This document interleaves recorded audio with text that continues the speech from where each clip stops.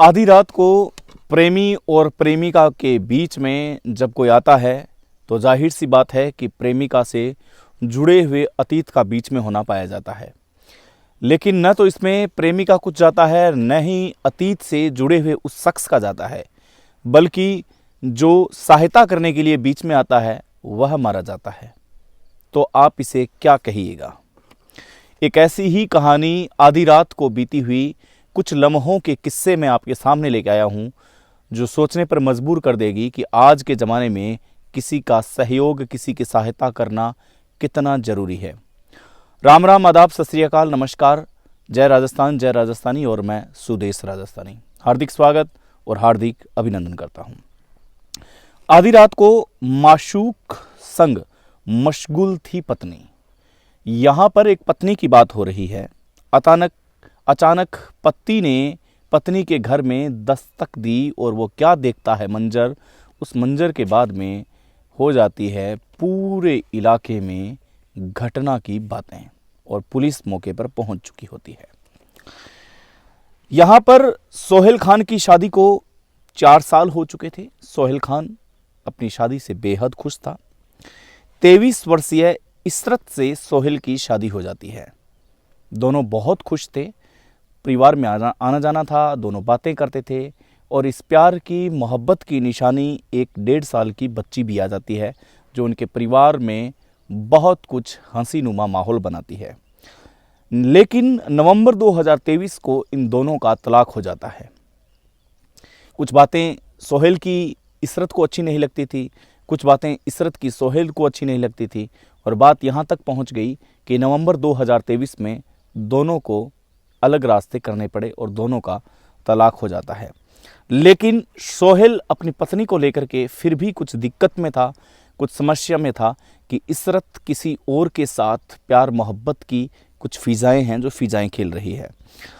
अब बात यहाँ पर ये होती है कि सोहेल को पता चलता है कि यासीन और इशरत काफ़ी टाइम से एक दूसरे को समय दे रहे हैं और इसमें उनकी कुछ बातें हैं, जो बातें भी बाहर आ रही है कि इशरत और यासीन का मिलना लगातार जारी है और जल्द ही वे दोनों आपस में शादी भी कर सकते हैं और शादी के पहले वे दोनों फिजिकल रिलेशन में भी आ चुके हैं। ये सोहेल को पता चलता है। एक रात सोहेल को पता चलता है आधी रात को कि अभी तेरी पत्नी के घर में यासीन और इशरत दोनों एक साथ हैं। तू अगर यकीन नहीं करता तो खुद जा कर के देख सकता है। सोहेल जो बहुत ही दिक्कत में था और उसका एक दोस्त था मुस्तकिम, वो मुस्तकिम को फ़ोन लगाता है आधी रात को।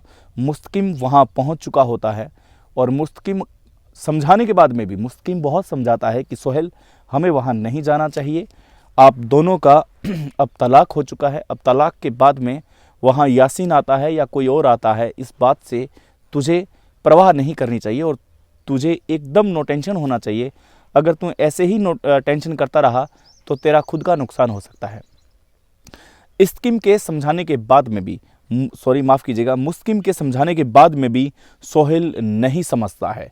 जब सोहेल समझ से बाहर हो जाता है, जब वह नहीं समझता है, तब सोहेल और मुस्तकिम दोनों वहाँ पर चले जाते हैं जहाँ पर इशरत है, जो रह रही होते, इशरत का जहाँ घर होता है। जैसे ही इशरत के घर के दरवाजे को नॉक किया जाता है, दरवाजे को बजाया जाता है, तब अंदर देखते हैं कि यासीन भी उनके साथ है और दोनों की हाथापाई होना शुरू हो जाती है। और इस बीच में इशरत भी एक दूसरे को छुड़ाने का प्रयास करती है और मुस्तकिम पास में खड़ा खड़ा सिर्फ समझाता है कि आप ऐसा न करें, जो भी है कानून करेगा, कानून के दायरे में रह करके इस आग को शांत कर दिया जाएगा।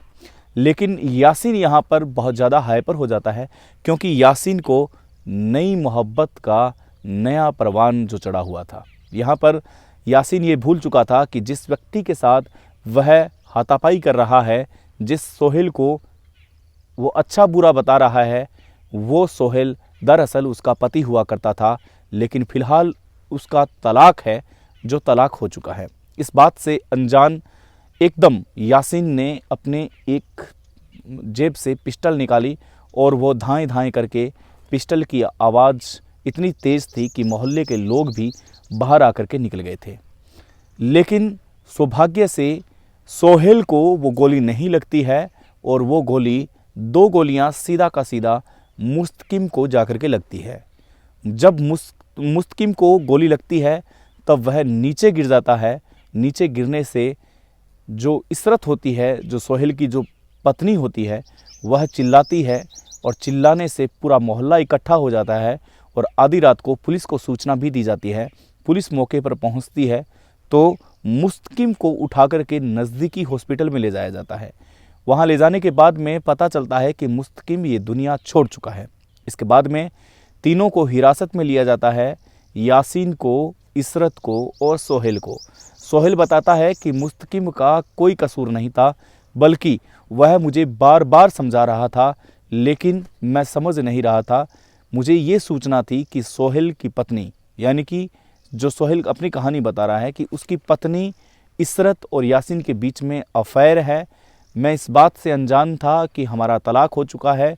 मैं 1.5 साल की बच्ची की तरफ देख रहा था, ये घर दोबारा बसाना चाहता था, लेकिन इशरत ने मेरी एक बात नहीं सुनी। जब इशरत ने मेरी बात नहीं सुनी, आधी रात को मुझे कन्फर्मेशन था कि यासीन और इशरत एक साथ हैं और उनकी 1.5 साल की बच्ची का भविष्य भी खतरे में है। अगर वो देखेगी तो उस पर क्या बीतेगी। ऐसे करके मैं मुस्तकिम के साथ समझाने पहुंचा था। मेरा ऐसा बिल्कुल भी इरादा नहीं था कि यहाँ पर झगड़ा हो, हाथापाई की नौबत भी आए, लेकिन हाथापाई की नौबत में मुस्तकिम अपनी जान खो बैठा था। यासीन को आरोपी मानते हुए पुलिस ने हिरासत में ले लिया है और उसे न्यायालय में पेश किया जाएगा कि यासीन का क्या किया जाएगा। और उन दोनों का झगड़ा है, उन दोनों का झगड़ा भी कोर्ट में है, बशर्ते उनके बीच में तलाक अवश्य हो चुका हो। लेकिन मित्रों, यहाँ पर इस कहानी से, इस सच्ची घटना से हम यही सीख जाते हैं कि यहाँ पर मोहब्बत की आड़ के पीछे किसी बेकसूर को न मारा जाए, और मोहब्बत भी हो तो मोहब्बत के तरीके से हो, सलूक से हो और एकदम समाज में रहने के लायक से हो। आभार, धन्यवाद, नमस्कार।